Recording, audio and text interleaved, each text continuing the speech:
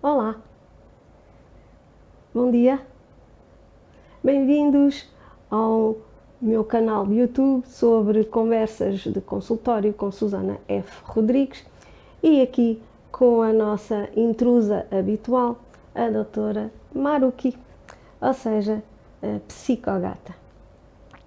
Vamos estar hoje aqui a falar um bocadito sobre um aspecto que pode interessar a alguns de vocês e a outros não tanto. Vamos falar sobre o nosso núcleo, o nosso lado de hipocondríacos. Aposto que alguns de vocês conhecem bem o termo, ou porque alguém já vos chamou, ou porque vocês chamaram alguém, ou que já ouviram e leram sobre o assunto. Como qualquer outro traço de personalidade, todos nós temos um traço ou um núcleo de hipocondriaquismo.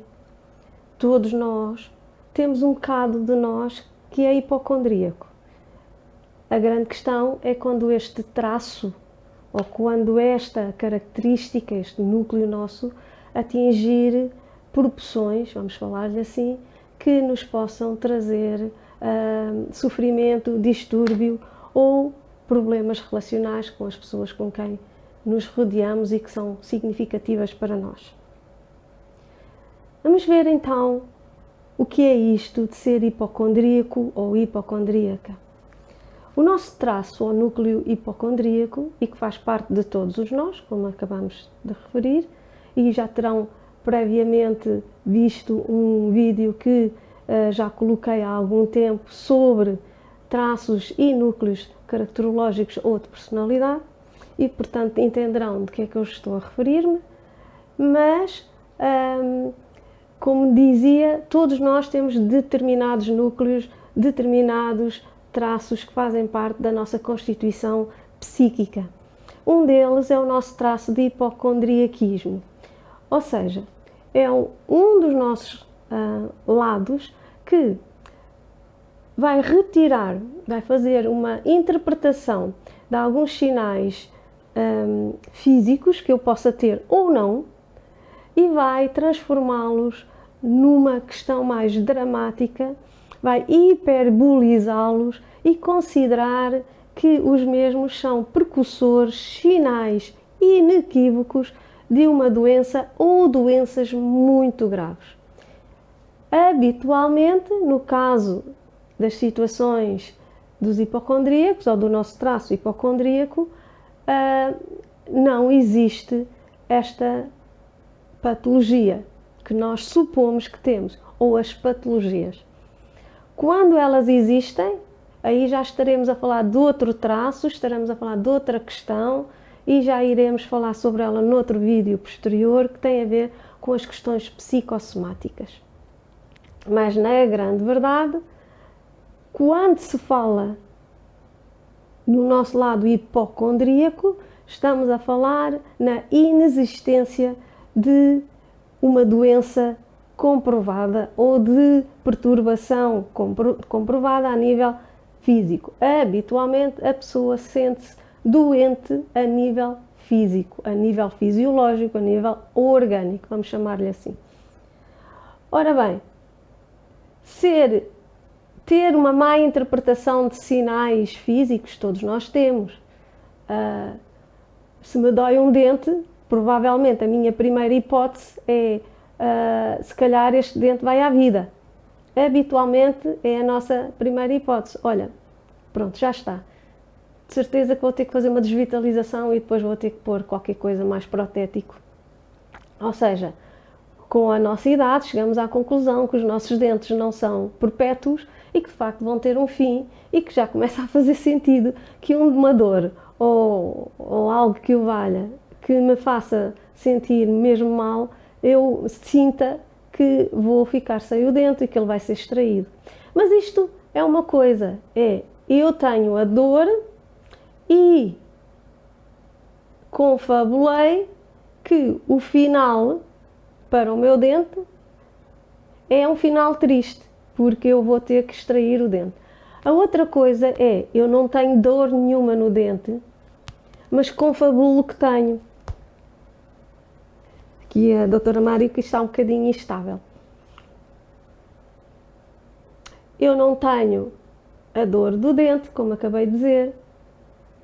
Eu não sinto dor no dente, mas poderei ter tido uma leve impressão ou algo que se colocou um pouquinho mais entre dois dentes, um bocado de comida, ou que eu tenha extraído com o fio dental ou coisa que eu valha, mas que me deixou ali uma pequena impressão, nada de expressivo. E o que é que eu considero? Ops, aqui está uma doença super grave, eu já devo ter aqui um cancro na gengiva ou no próprio dente. Ora bem, este exagero, esta, vamos lhe chamar, confabulação, fantasia exagerada de que um sinal corpóreo, físico, fisiológico, biológico, orgânico, o que lhe quiserem chamar, me traz, vai fazer com que eu seja tomado de assalto pela minha ideia, pela significação, pela crença que eu tenho, distorcida em relação à realidade, bem entendido, de que isto é um sinal inequívoco de algo muito grave. A grande questão com o nosso traço hipocondríaco, quando ele está exacerbado, quando ele é do tamanho do mundo, como eu costumo dizer, e que me vai provocar distúrbio, perturbação ou transtorno, é que ao acumular-se como expressão vincada na minha vida e habitualmente no dia a dia, vai provocar um conjunto de comportamentos que me faz ir na direção da minha crença, naquilo que eu penso, embora esteja distorcido e desadaptado à realidade ou à minha realidade. Exemplo, se eu acho que todos os dias quando acordo com, por exemplo, uma olheira no meu olho direito, e que isto quer dizer que eu padeço de qualquer problema oncológico cerebral que me está a fazer mal ao olho, eu vou estar tomada de assalto por isto e passo o dia inteiro com ruminações ideativas, não é? O meu pensamento sempre em loop acerca da problemática, das possíveis patologias que podem estar aqui com este sinal de que eu tenho uma olheira. Ou posso nem ter olheira nenhuma, mas eu olho para o espelho e vejo. Ou sinto. Mesmo que não haja dor, mesmo que não haja olheira, mas eu sinto que ela existe. Obviamente ela não existe. A grande questão é se isto não for só a olheira, não é? É se eu considerar que tenho, sei lá, uma doença pulmonar grave, ou que tenho, sou muito asmático, ou que tenho realmente um sarcoma osteócito no joelho quando me começou a doer um bocadinho, ou nem sequer doeu, ou que aquele sinal, eu ter um dedo assim em cima do outro no pé esquerdo, quer dizer que realmente tenho ali um problema ortopédico muito grave e que qualquer aspecto que eu interpreto da minha própria pessoa é patológico. Aí é que eu tomo a minha vida, uma vida, tomo de assalto a minha vida como algo muito mau, como nefasto, dramático, e vou vivê-la deste modo. Portanto, vou estar sempre com o discurso a confluir para aspectos hipocondríacos, portanto falo muito em médicos, falo muito no meu corpo, falo muito em tudo o que sinto e o que não sinto, e em qualquer parte das conversações que eu tenha com alguém e até no meu próprio discurso interno, eu arranjo maneira de encaixar a questão hipocondríaca. Há sempre um referencial, há sempre uma referenciação, vamos falar assim, aos aspectos que eu penso, ao que eu sinto. E depois vou-me comportar como tal. Se eu considero mesmo que tenho uma problemática muito grave, ou várias problemáticas, porque provavelmente se conhecerem pessoas que têm esta perturbação, sabem que não se ficam por um só problema. E hoje pode ser um e amanhã pode ser outro. Habitualmente é ali um núcleo de problemáticas, quase sempre as mesmas, que a pessoa escolhe, e já vamos falar se isto é consciente ou inconsciente, mas que a pessoa tem de eleição sobre o qual fala e se pronuncia. E deste modo as pessoas vão começar a notar que há alguma coisa que está dissonante, habitualmente dissonante daquilo que se vê na realidade. Vamos ver, a pessoa tropeçou numa pedra da calçada a ir para o trabalho, mas quando chega ao trabalho já torceu uma perna, já tem uma distensão e uma displasia da anca à custa do tropeção, e já pôs baixa e já falou em 30.000 ortopedistas que depois, durante as semanas e os meses seguintes, vai consultar, e portanto tudo isto começa a dar a entender aos outros que há ali um certo exagero, que há uma hiperbolização dos aspectos físicos ou fisiológicos, e que podem, e que habitualmente corresponde a uma não correspondência ao que se vê e ao que se manifesta. Claro que o hipocondríaco é muitas vezes confrontado pelos amigos e pela família com a sua distorção de pensamento, com a ineficácia do mesmo, e fica muito ofendido e tem um discurso interno e uma crença absoluta de que os outros são todos parvos, que ninguém o entende e que ele sofre imenso, mas ninguém o compreenderá, porque de dor só ele é que entende. Mas quem sabe o que lá vai dentro é quem está no convento, normalmente é esta a ideia. E portanto nunca ninguém entenderá o sofrimento atroz que ele tem. Mas o nosso lado hipocondríaco convence-se mesmo de que tem a patologia, de que está muitíssimo doente e que não há que saber. É de facto um sinal inequívoco de uma doença habitualmente bastante grave. Mas o nosso lado hipocondríaco perde imenso tempo a pesquisar, a saber sobre estes assuntos, ou pelo menos os assuntos que ela pensa ou que ele pensa que padece. E daí a pessoa também se desgasta internamente, retira tempo a si próprio, às relações, ao autocuidado, ao cuidado dos outros, se tiver, por exemplo, filhos a seu cargo ou coisa que o valha, ao trabalho, porque é muito abstinente no trabalho, o hipocondríaco, não é? E retira esse tempo para investigar acerca das pretensas patologias. Antigamente era mais difícil, nós tínhamos acesso apenas a um conhecimento mais enciclopédico, que buscávamos exatamente ou nas enciclopédias ou nas bibliotecas, ou eventualmente num ou outro livro que pudesse existir e que nós adquiríamos, ou nas conversas que se tinha com os médicos. Hoje em dia, como é evidente, a disseminação da informação via digital traz-nos o outro poder de acesso ao conhecimento que estas pessoas não negligenciam, como é óbvio. É uma benesse para eles existir esta possibilidade.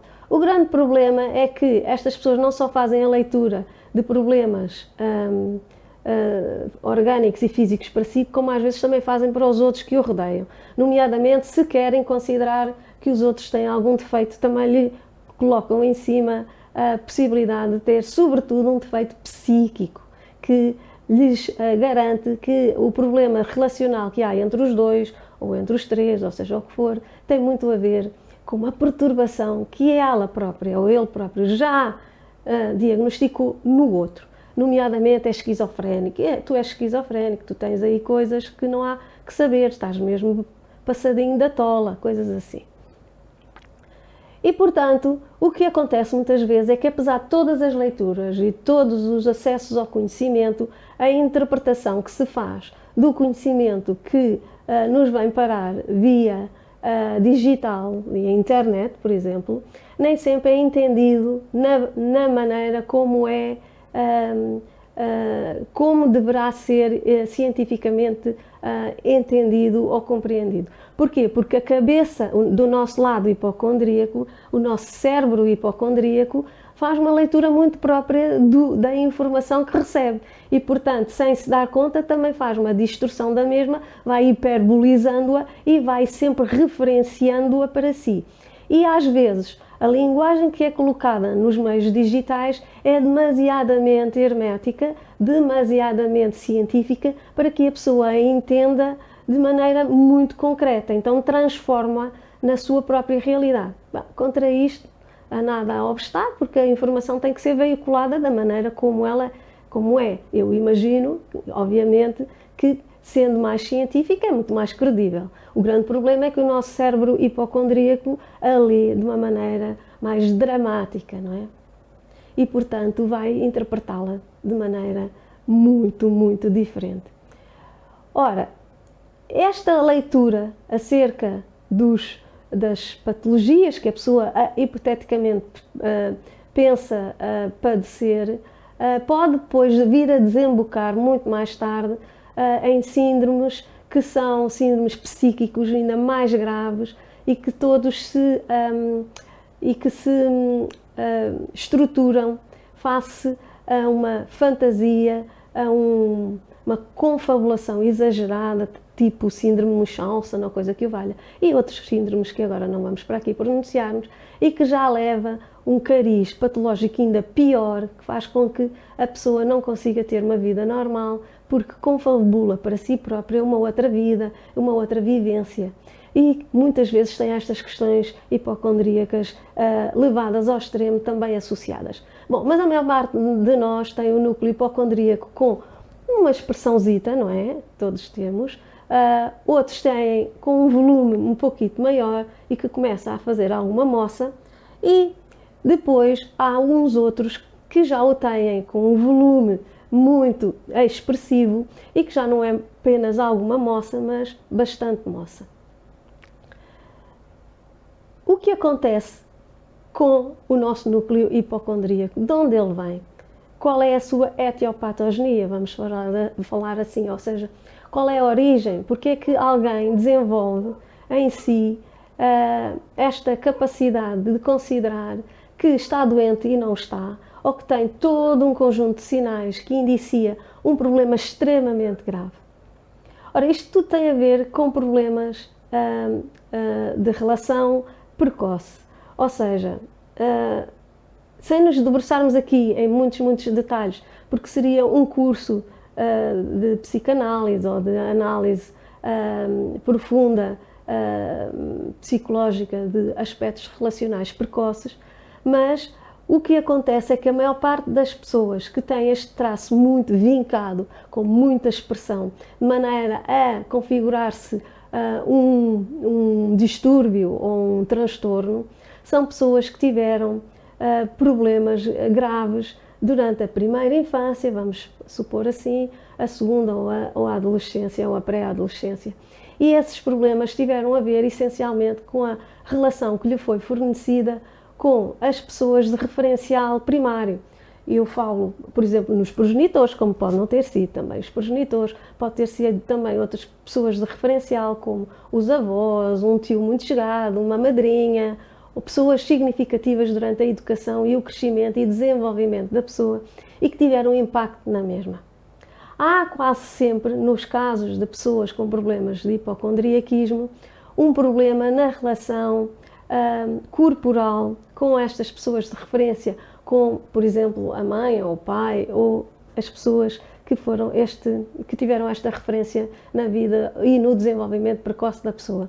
Dificuldade no contacto, algumas vezes pessoas que não desejaram ter filhos e que nunca e continuam dentro da sua cabeça a pensar que mais valia não os ter tido, que tiveram dificuldade no contacto e na capacidade de fazer holding, e o holding mesmo corporal, no abraçar, no aconchegar, no dar segurança, no dar valor, atribuir valor àquele bebê para que ele se vá desenvolvendo, sentindo seguro de que existe, de que o amam e de que é apreciado, amado por si. Habitualmente, os progenitores ou as pessoas que foram referencial na vida destas pessoas estão sempre a dizer o quão seriam melhores se fossem outras, o quão têm defeitos, ou o quão são incompletos ou que não vêm cumprir os desejos que os progenitores ou afins tinham para eles. Isto é um mundo muito complexo, estaríamos aqui a falar muitas horas sobre isto, mas na grande verdade o que a pessoa desenvolve é inconscientemente, a maior parte das vezes, o nosso lado hipocondríaco, 99,9% das vezes, é inconsciente e estabelece como um mecanismo de defesa para a pessoa poder sobreviver psicologicamente, como pela existência. Eu existo enquanto ser que tem montes de problemas e que os outros se compadecem ou têm pena de mim, e eu existo enquanto apenas pessoa com patologia. Assim, se eu tiver de facto muitas doenças e muitos problemas físicos, pode ser que as pessoas tenham a ideia de que finalmente eu existo.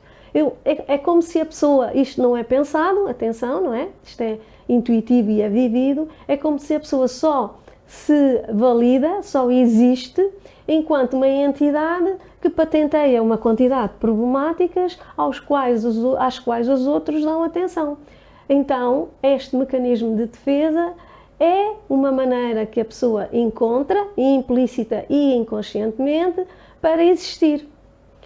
Quem padece disto e me está a ouvir vai achar uma verdadeira baboseira, obviamente. Quem talvez também padeça e esteja a ouvir e não considere uma baboseira, pode eventualmente fazer-lhe clique ou soar campainhas de algumas coisas. Para quem tem os núcleos mais pequenos ou que priva com pessoas com esta problemática, talvez agora entenda melhor. A pessoa não delibera conscientemente, salvo algumas exceções, por exemplo, dentro de quadros borderline, e não são todos, como é óbvio, mas e quadros borderline e às vezes dentro de deficiências intelectuais ou de desenvolvimento, que são questões bem diferentes, ou dentro de outras perturbações psíquicas mais graves, de cariz mais psicótico, esquizoide ou coisa que o valha. Quando não é nesse caso, quando é apenas num quadro de hipocondriaquismo, o que nós vemos é que a pessoa não estabeleceu e não definiu que vai passar a ser uma pessoa muito doentinha e cheia de problemas, nem pouco mais ou menos, mas é a única maneira que sabe viver.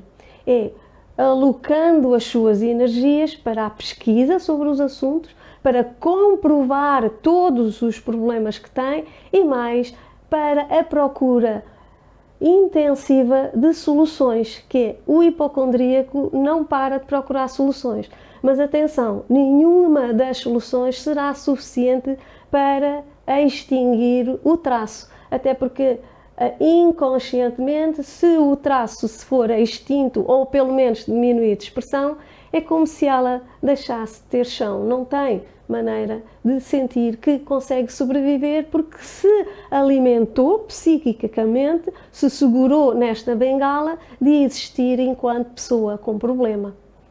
E por isso, cada vez que algum médico ou algum especialista na área aos quais a pessoa recorre frequente e compulsivamente, lhe disser que de facto não há nenhuma problemática ou que não se comprova nada do que ela pensa ou expressa pensar, aí esse médico ou outro especialista vai ser considerado um parvo, um incompetente e, portanto, a pessoa abandona habitualmente, precocemente, as consultas com este especialista e irá procurar outro ou, habitualmente, outros. Porquê? Porque a pessoa com o traço e o núcleo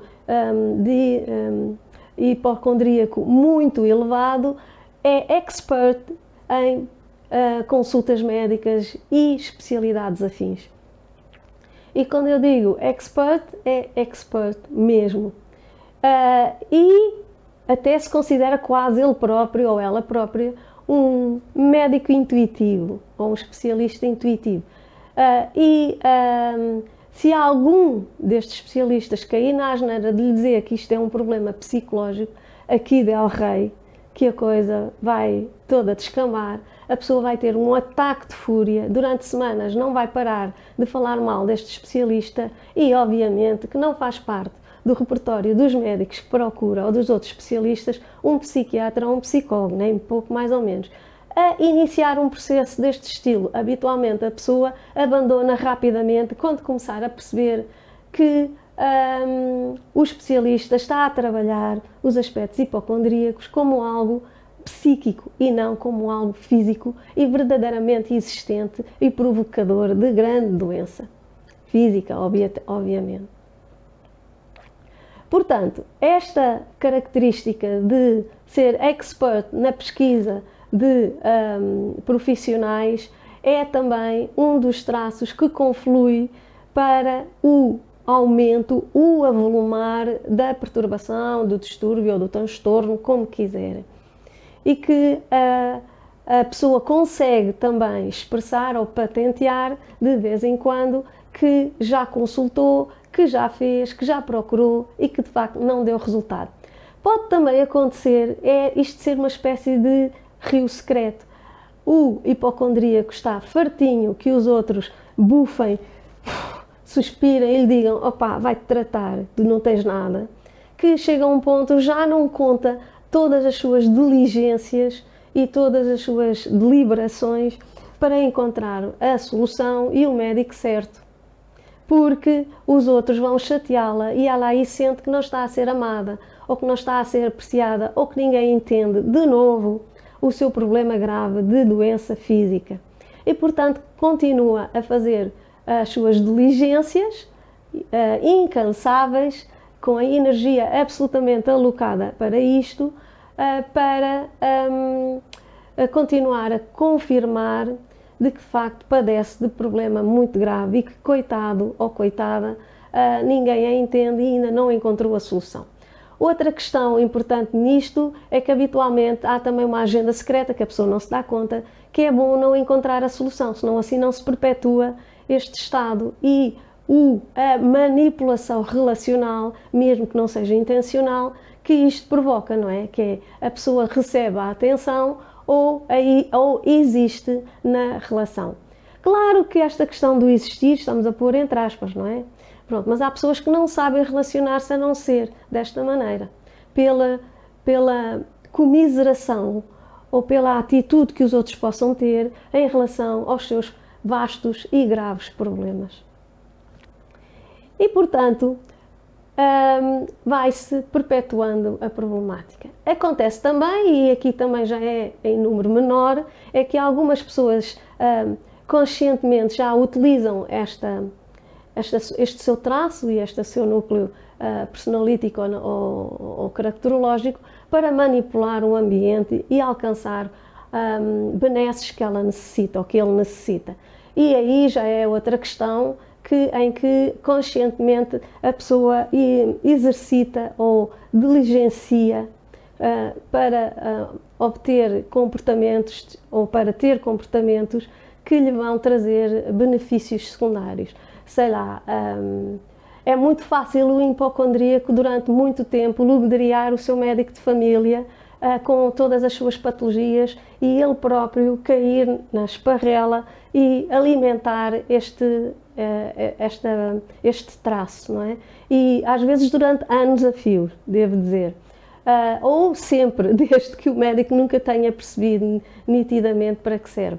Mas também é fácil que estes médicos ou estes especialistas e outras pessoas, obviamente, na vida das pessoas, caia no grande objetivo da pessoa, que é obter muitos certificados de que está realmente muito doente ou que padece de algumas coisas, para, por exemplo, justificar uma certa abstinência no trabalho, a falta de energia para poder ou estar motivado para trabalhar ou para fazer outras coisas, ou ir à faculdade, às vezes tem muito a ver isto, ou ir à escola, ou tomar diligências mais ou menos burocráticas na sua vida, ou coisa que o valha. Portanto, estes atestados todos e todos os exames que a pessoa terá que fazer são prova viva de que ela realmente padece de um problema e que está muito ocupada em trabalhá-los e que é muito mais prioritário e importante na sua vida. Ora, sem nos determos mais em mais detalhes, porque isto é longo, extenso e muito mais profundo, eu devo dizer que o nosso traço hipocondríaco e o nosso núcleo hipocondríaco é passível de ser tratado, sobretudo se a sua expressão for ligeira ou moderada, e tem lugar para tratamento em sede de psicoterapia ou de tratamento psiquiátrico, sobretudo se o tratamento psiquiátrico for acompanhado de psicoterapia, e há psiquiatras que são psicoterapeutas e, portanto, aí é ouro sobre azul, e que, de facto, quando a pessoa conseguir entender qual é a função deste traço e deste núcleo na sua vivência e na sua vida, e o souber substituir de maneira regulada, quando conseguir autorregular-se face às suas necessidades de outra maneira, de uma maneira mais saudável, vai então conseguir ultrapassar a problemática. Obrigada por ter estado aí deste lado. Eu e a psicogata Maruki agradecemos a vossa presença e até um próximo vídeo.